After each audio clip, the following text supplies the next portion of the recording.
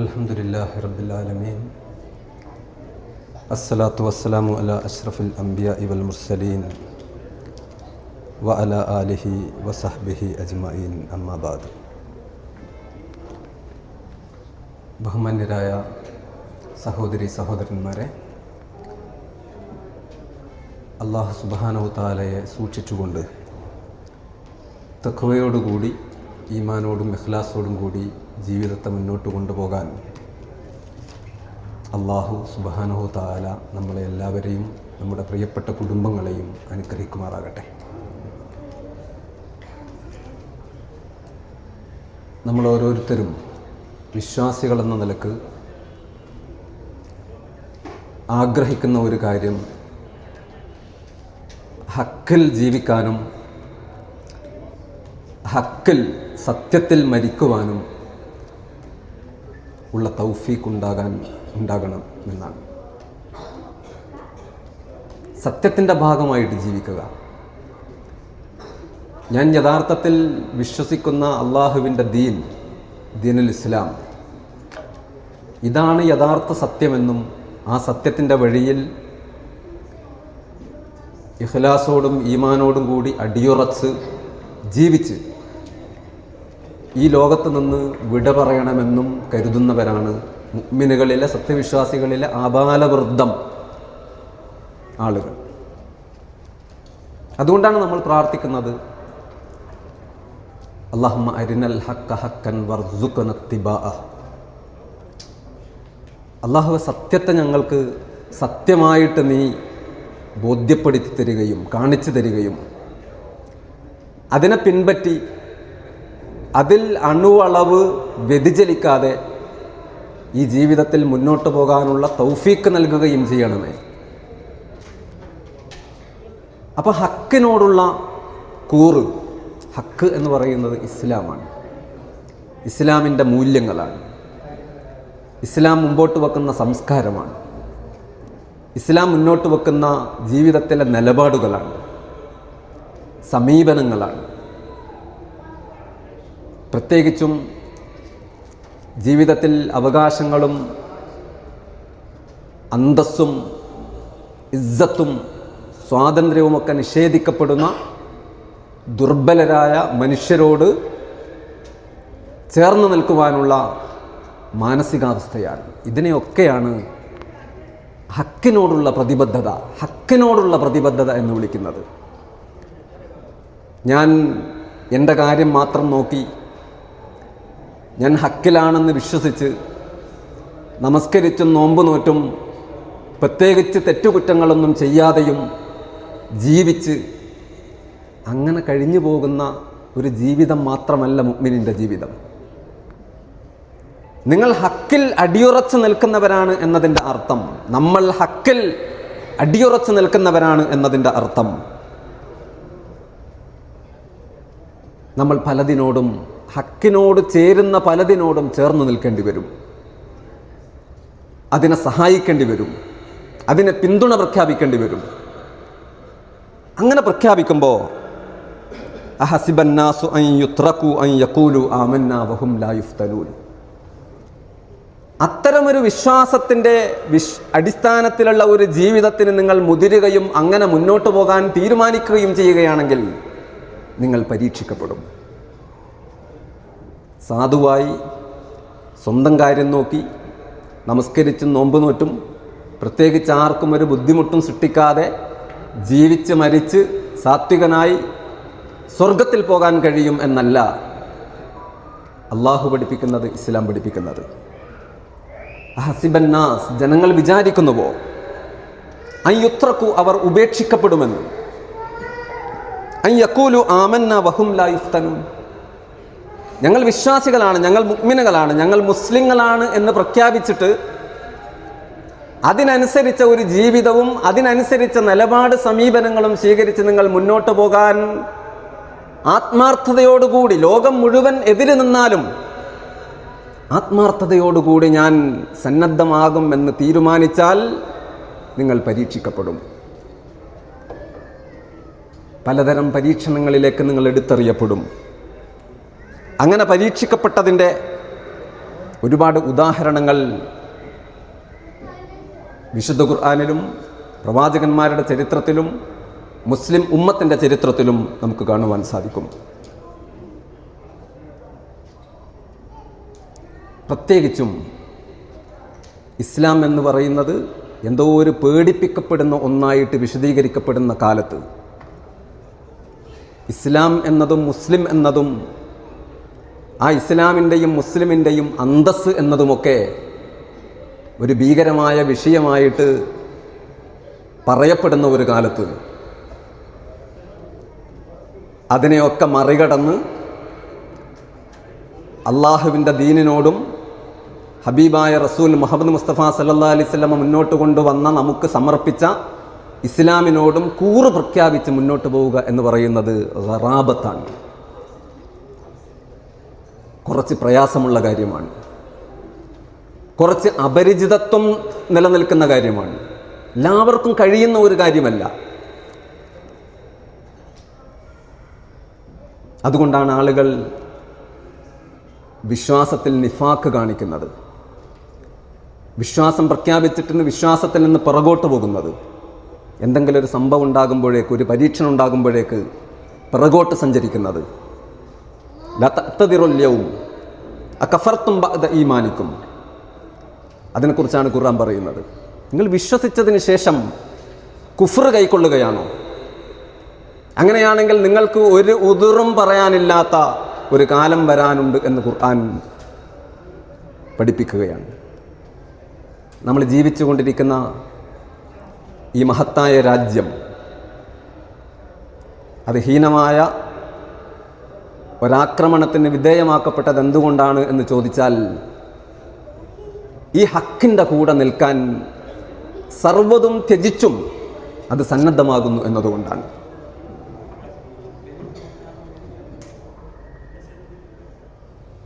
ഈ രാജ്യം തേങ്ങിപ്പോയ ഒരു സന്ദർഭമാണ്. നമ്മളെല്ലാവരും ദുഃഖം കൊണ്ട് മുഖം കുനിഞ്ഞു പോയ ഒരു സന്ദർഭമാണ്. അള്ളാഹു നമ്മെ പഠിപ്പിക്കുന്നത് എന്തുകൊണ്ട് അത്തരമൊരു സാഹചര്യം ഉണ്ടാകുന്നു എന്ന് ചോദിച്ചാൽ, നുസ്രത്തുൽ ഹക്ക്, സത്യത്തെ സഹായിക്കുന്ന ഒരു നിലപാട് ഈ രാജ്യം സ്വീകരിക്കുന്നു എന്നതുകൊണ്ടാണ്. ഹക്കിനോട്, ഹക്കിൻ്റെ അടിത്തറയിലുള്ള മൂല്യങ്ങളോട്, സ്വാതന്ത്ര്യത്തോട്, മനുഷ്യൻ്റെ അന്തസ്സിനോട്, അവൻ്റെ കറാമത്തിനോട് ഒക്കെ ചേർന്ന് നിൽക്കുന്നു എന്നതുകൊണ്ടാണ്.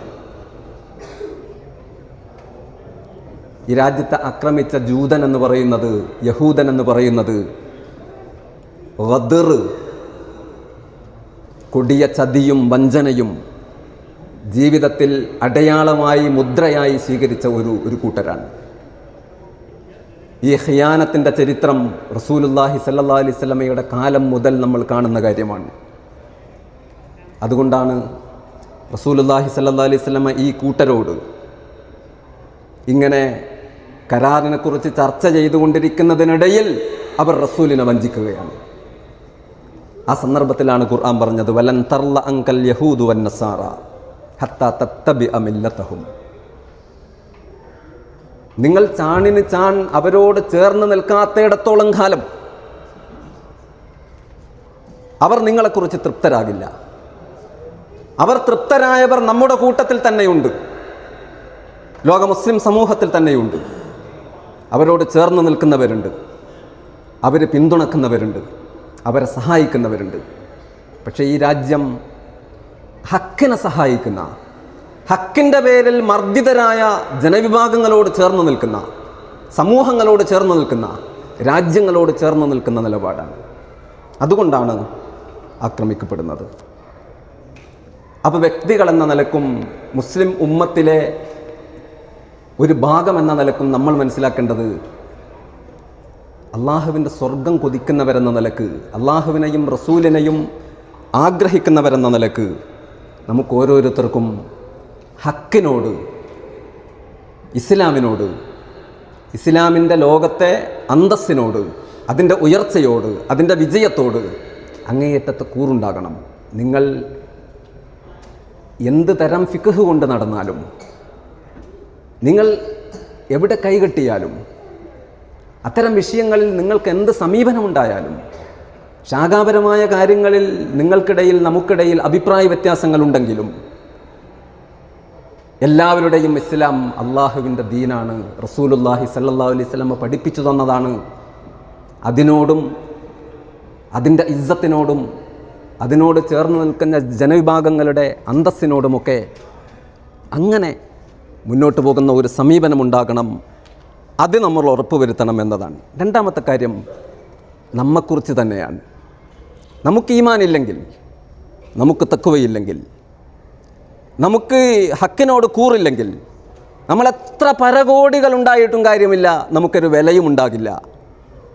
നഹ്നു ഉസാഉൻ ക ഉസാഇസ്സൈൽ, ആറ്റിലൊഴുകുന്ന ചപ്പ് ചവറുകളെപ്പോലെ ഒരു വിലയുമില്ലാത്ത, ഒരന്തസ്സുമില്ലാത്ത, ഒരു ഗുണവുമില്ലാത്ത, ഒരു കാര്യവുമില്ലാത്ത, ലോകത്തൊരു സ്വാധീനവുമില്ലാത്ത ഒരു സമുദായമായി, ഒരു സമൂഹമായിട്ട് നമ്മൾ മാറും.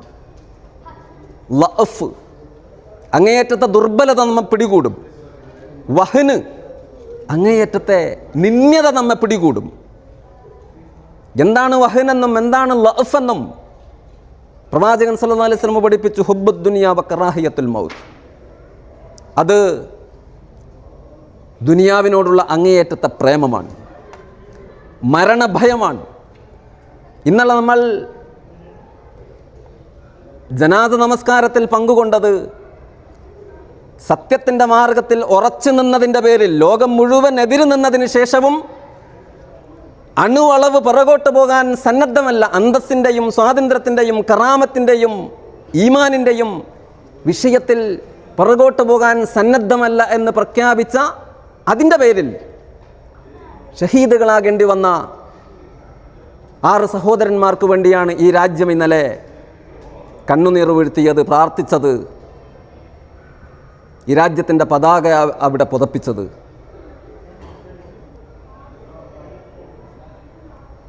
അപ്പോൾ നമ്മൾ മനസ്സിലാക്കണം, ദുനിയാവ് ദീനിൻ്റെ താഴെയാണ്. മരണവും ഷഹാദത്തും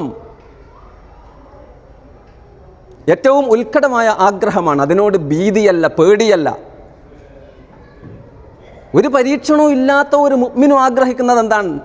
മരിച്ചിട്ട് എൻ്റെ നാഥനിലേക്ക് ചെന്നണയണം, അവിടെ എന്നെ കാത്തിരിക്കുന്ന ഒരുപാട് അനുഗ്രഹങ്ങൾ നേടിയെടുക്കാൻ എനിക്ക് പറ്റണം.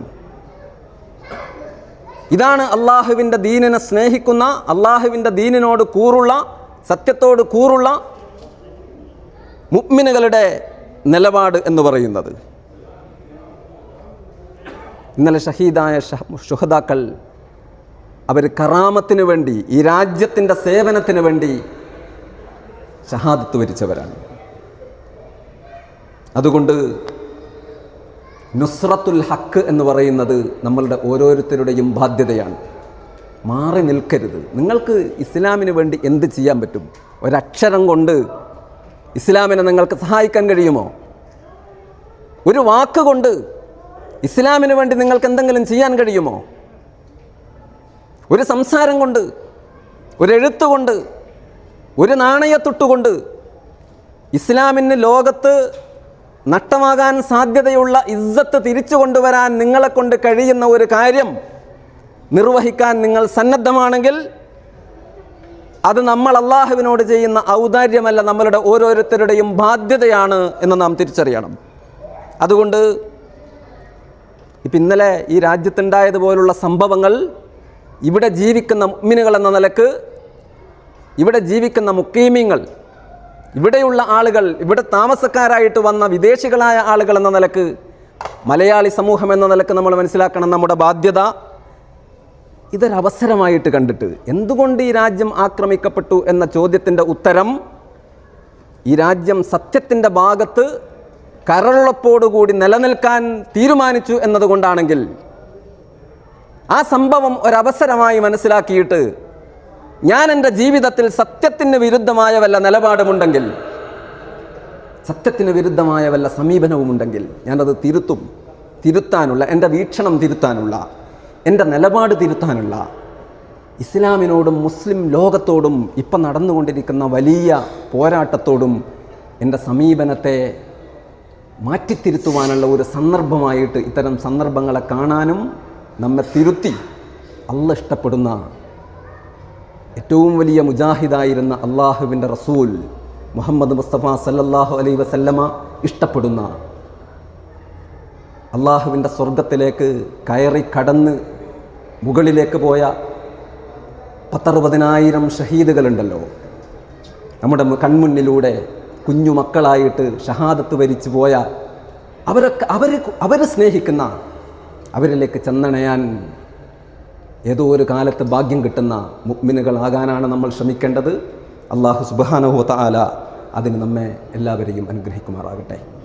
ഈ നമ്മൾ ജീവിച്ചു കൊണ്ടിരിക്കുന്ന ഈ കൊച്ചു മഹാരാജ്യത്തെ അള്ളാഹു അനുഗ്രഹിക്കുമാറാകട്ടെ.